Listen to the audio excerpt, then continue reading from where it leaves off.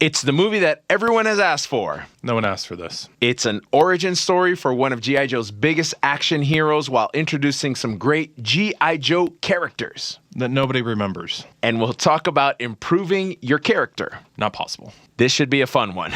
Welcome to the Project Find a Good podcast with Kevin and Milton.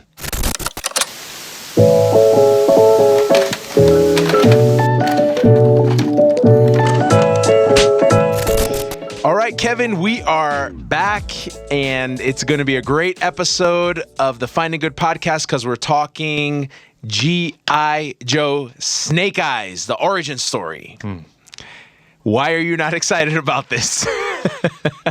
I was excited about this. In fact, I was very excited about this episode, Milton, because when we master planned this episode, because we do so much pre-planning for the show, so much, we talked about how you were going to get ninja stars, nunchucks, one of those long sticks to fight with.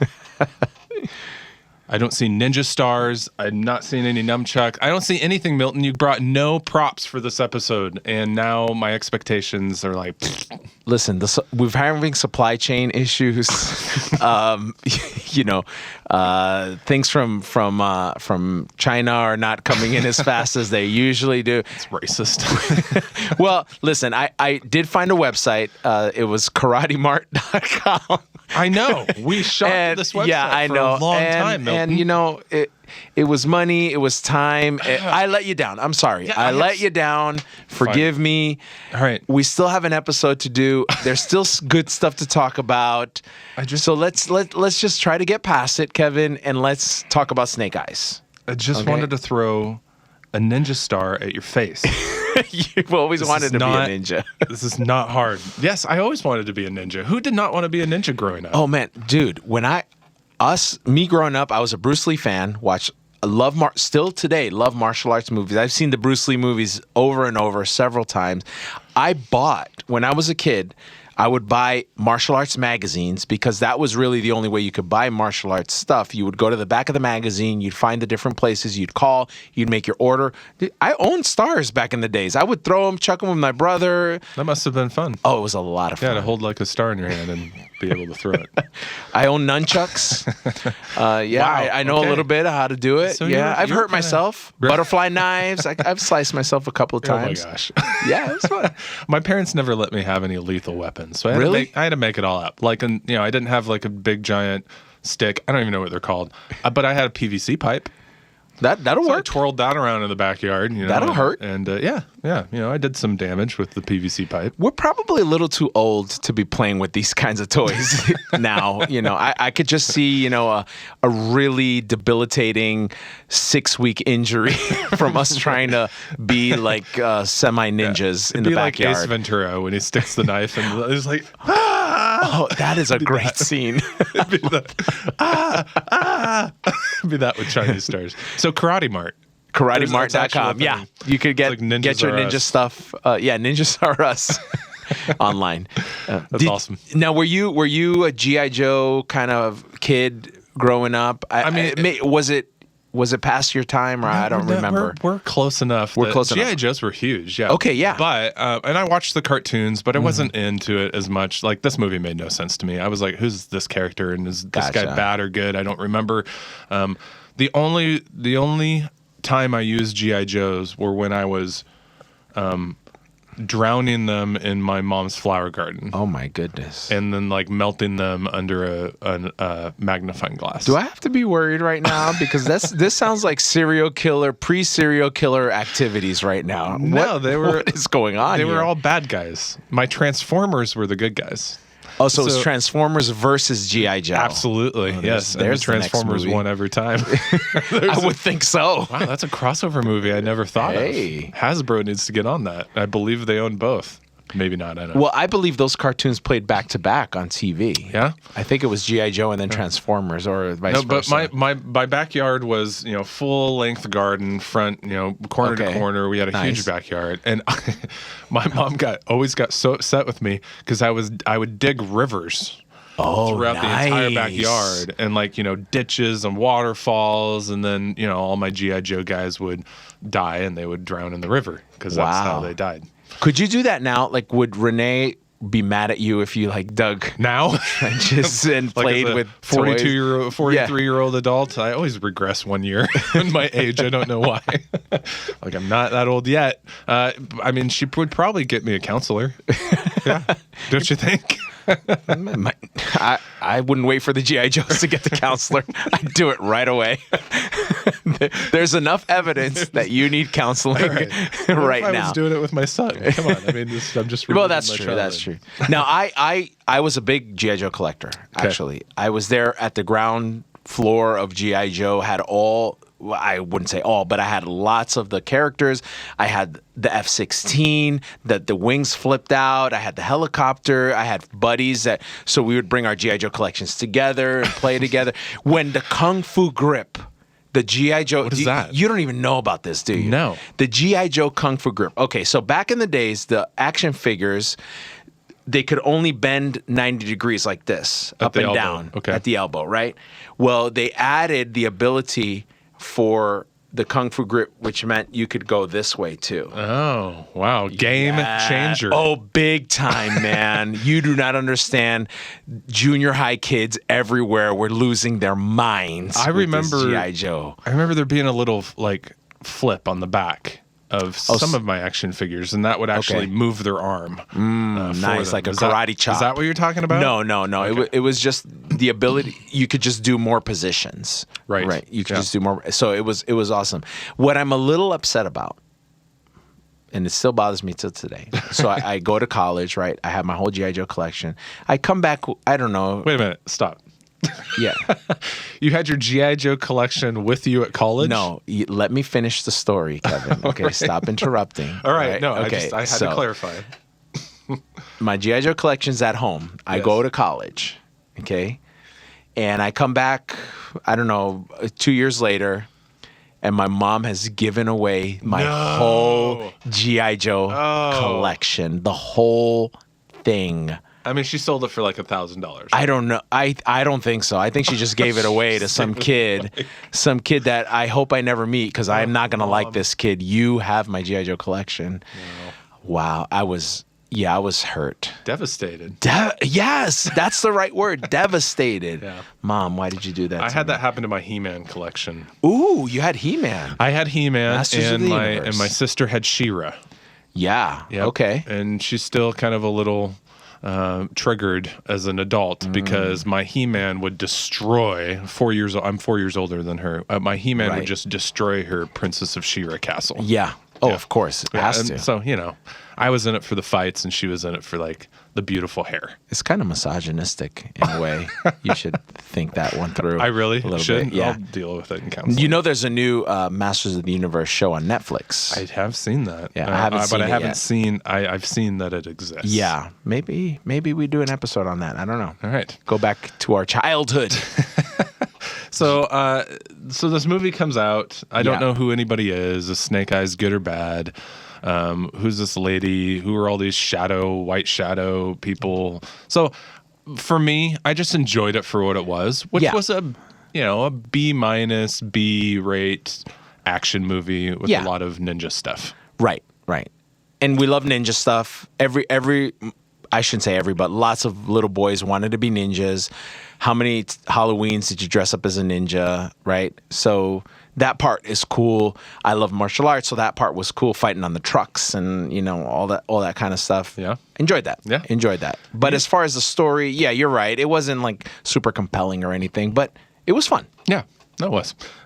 There was a really good theme that we want to kind of pull out. Definitely. What we do here on the podcast. We try to find something a little deeper to talk about than swords going through trucks and ninjas flying around and all that stuff. But and that is this theme that challenge will reveal your character, your true character.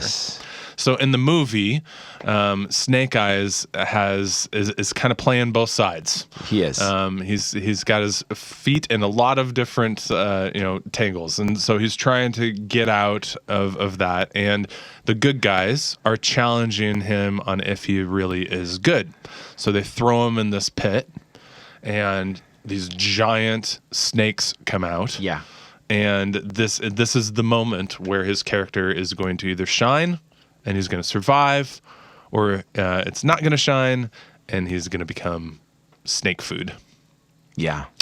So that challenge reveals character. I just want to ask where you have seen this, maybe in your own life or in examples around you. Well, for sure, everybody can be good, can be awesome, can be pleasant when everything's going well. But it's in the challenges that the true you comes out, right? Yeah. And I know that for me, when I've had high stress situations, I've seen the worst of me, right? I remember times with my kids where things weren't going well, and I've flown off the handle. My kids still talk about a time where I punched the garage door. Like I was just so frustrated. It was just a culmination of getting kids in the car and packing up things and thinking about where I was going and what I needed to do and the stressors of whatever, it could have been bills. I don't know. It just all culminated into this one moment, and I'm facing all these challenges, and I just get so angry, and I just have to release it somehow. And I punched the garage door. I mean, trust me, I'm not the Hulk. I'm not going to break it or anything, but Yeah. But they remember that. They remember watching that and seeing that, and it affected them. That to this day, I mean, 10, 15 years later, they're still remembering that moment.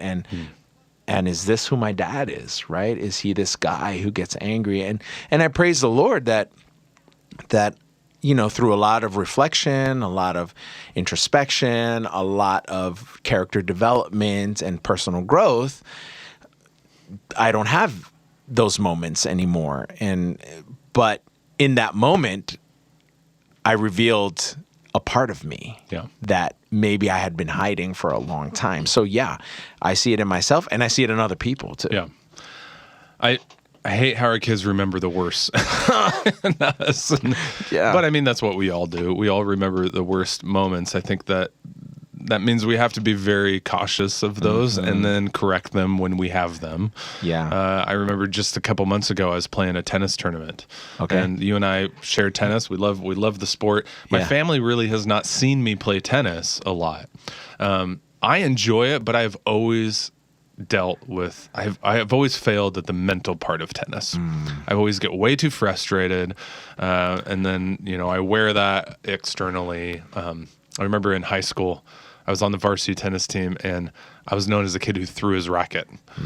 And I got major trouble from coach for throwing my racket. Not once, multiple times, and he had to train me out of that as far as physically damaging my racket. Yeah. So I'm playing this tennis tournament a couple months ago, and my kids and my wife show up to watch me. And this is high stress for me. I don't know why. Trophies on the line. I'm wanting to compete and show up, and my family's there. I want to play well. I'm playing against a guy I know I can beat, and I was just having the worst day ever. Oh, man. And my attitude was so poor. It was so poor the whole way through, where I wasn't even recognizing that I had such a poor attitude. Wow. And my kids still reference this a couple months later. Really? And I've had to apologize multiple times going, okay, I'll do better. Yeah. Like I'll show up and do better. But it's been something said to me that just always sticks out. When you're squeezed, what comes out? Yeah. And just that picture of squeezing like an orange or squeezing like a fruit, and like what is coming out of you when you're compressed. I more often than not do not like what comes out. Yeah, and it's just when you think you're there, right? Just when you think you got it together, and then all it takes is that one moment, that one thing that one person says or one circumstance that comes out, and you feel like it's derailed everything that you've worked for and everything that you've built, and it's so debilitating emotionally. So this developing character thing is hard, man. It is hard. And it is forever, I think. It's not something like, oh, I made it. Whew, yeah, now I'm the person that I want to be. No, because that thing is so frail. and can be broken down so easily. And it almost feels like, whether you believe in good versus evil, God, Satan, or just the universe, or the world stinks. Right. Right. Yeah. There are forces that are just there to just mess you up. Just completely mess you up. And it's in those times where we really show what we've been working on, and have we been working on ourselves, and have we been developing the character that we want to have. Yeah. I love that. I love the picture that you said, frail. I think that can go one or two ways with people. One, it can create this hopeless, I'm never going to do this right. Yeah. This is just always going to be broken. I'm always going to stumble. To me, though, it's almost like something that you hold precious. To me, my character is precious, and I don't get it right all the time, but I want to. I want to do better with it. So I got to hold this almost like a baby, almost like something where I've got to protect this with my life and be cautious, or be conscientious.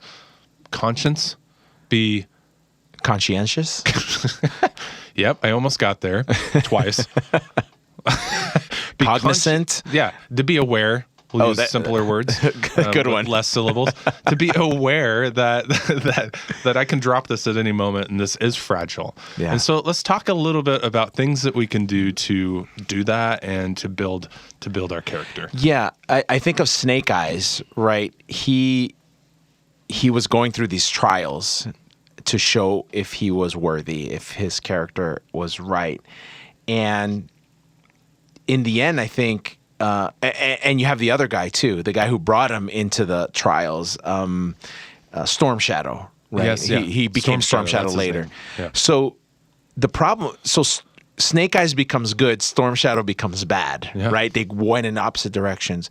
And I think what happened with Storm Shadow was that he forgot who he truly was. He forgot the kind of man he had always learned to be.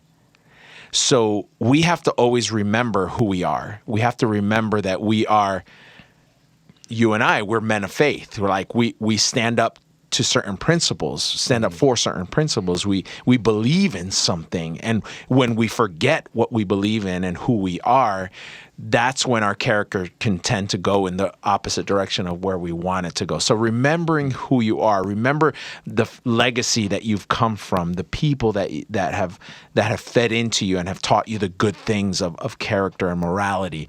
Don't forget those things. Good, yeah. And one of the things I try to do a lot, and sometimes for the wrong reason, but I think it fits well into this conversation, is this whole idea of executing well. And I believe firmly in what you're saying. This character development is a lifelong thing, and there are going to be moments where we just don't execute well at all. But the hope and the challenge is that we will continue to show up and do what we say we're going to do, even if that means we don't. Yeah. To come back again and execute well and keep showing up and keep saying, okay, I'm going to do what I said I was going to do. So I think that's a huge way to continue to build your character, like see it to the end of completion and then go do it again. Right, yeah. The other thing is the process that Snake Eyes went through was a process that he learned things. He learned truths, he learned discipline, he learned so many things. And we have to be willing to learn. We have to be teachable and know that this process of character development is a process of learning and practicing and failing and learning and practicing and failing until we get to the place where our character is becoming something good, which happened to Snake Eyes. He went through the process. Yeah, he messed up along the way a lot, but he always came back. And in the end, he was willing to say, like, okay, I get it now. This is what this needs to be. And I'm going to dive in head first and become who I'm supposed to be, really a man of character and truth. It's good. I love that word, teachable. I think that's such a great word. And I think that's what we have to strive. We have to strive to be teachable. Yeah. To be okay with, I screwed up, but I'm going to come back and do this better and surround myself with people, friends like you, that encourage me, that to do things differently and look at things in a new way. So I appreciate about that. Oh, okay. Milton. Yeah. We're there for each other, right? Yeah. And lastly, just as we talk about this idea of building character, really it falls into that. Surround yourself with people. Surround yourself with good people, because I think that will ultimately influence your direction and how you get up and try it again. There's always influence. There's always, no matter where you are at in your stage of life, there's always going to be people around you that encourage you to go X direction. Yeah. And that's either going to be a massive pool or that's going to be somewhere that you go. And you got to make sure that direction is good. Yeah. And Snake Eyes found that in this group of, ninjas or whatever they were.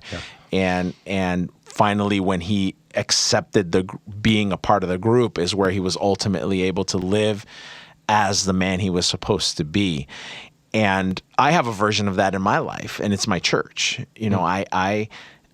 I live inside this community of people, and they hold me accountable to what I say I am and who I say I am, and I do the same for them, right? And we live in this process where it's the safest place to fail in character development, because we all know we're trying to be successul, but we're supporting one another, good or bad. Right. So we're there. We call it a faith community. We call it a church, a body of Christ. But the point of it is the interconnectedness, where, hey, I know you're striving and I'm striving, and when you fall, I'm there to pick you up. When you fall, I'm there to pick you up, and we're all moving towards this one goal. And for me, it's been a beautiful blessing to my life, and it's helped me become the best version of myself that I can be right now. And I completely expect that process will continue. A lot of people hate church because of that. They hate church because they have seen people fail, and disappoint them, right? And so they kind of walk away from that community. And my challenge back is, is be open about that. Find me a community that is not going to be full of people failing you, and hopefully these aren't massive abuses. Yeah. There are things that we can kind of talk through and live life through.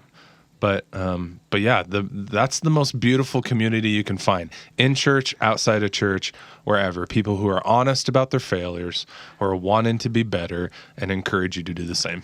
Yeah. So find that if you don't have it. And that'll do it for this episode of the Project Finding Good podcast. Check out Snake Eyes and see what you think. We kind of enjoyed it, but we learned a lot about building character. So if you're enjoying our process here, our show, our podcast, make sure you like, subscribe, follow us wherever you receive podcasts. And we want to hear from you. Let us know what other shows or movies you may want us to talk about. And we'll look forward to seeing you next time.